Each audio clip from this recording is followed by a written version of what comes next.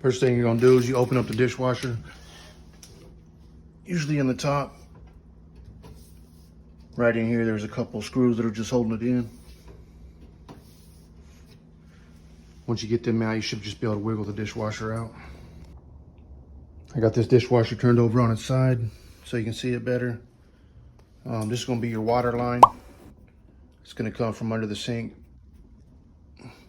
It's running to your faucet. This is gonna be your drain line. It's pumping it out. All the water out after it goes, runs to your garbage disposal. And there's the wiring. Those are the three main things you're gonna have to do to get this thing hooked up. Make sure your power's off. Go ahead and wire it up. Connect these two hoses. So I got all these unhooked. Water, drain, electric. Now dishwasher's basically out. Got to slide it away and install. The new one I got's got a bigger water line connection than the old one. So I went to Home Depot. I found this little elbow right here. It's gonna make it where I can connect my old water line to it.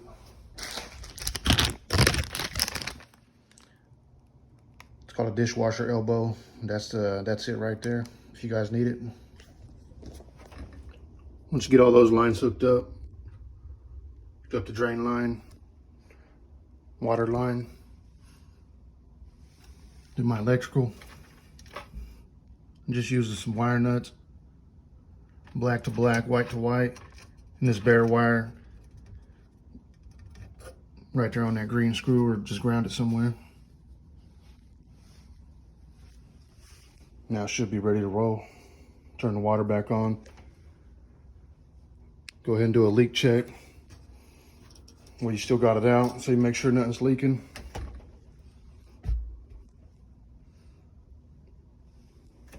As long as that worked, that's it. Stand it back up and slide it back in.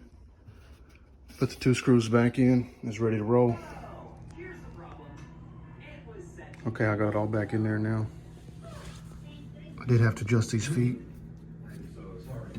and down here in order to try and make it sit a little bit more level.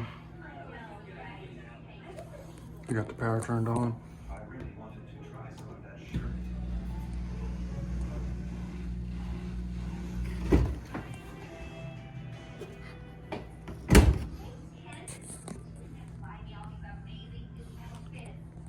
I'm gonna go ahead and run it once and make sure I don't have no leaking down there before I put this cover back on, and that'll be it.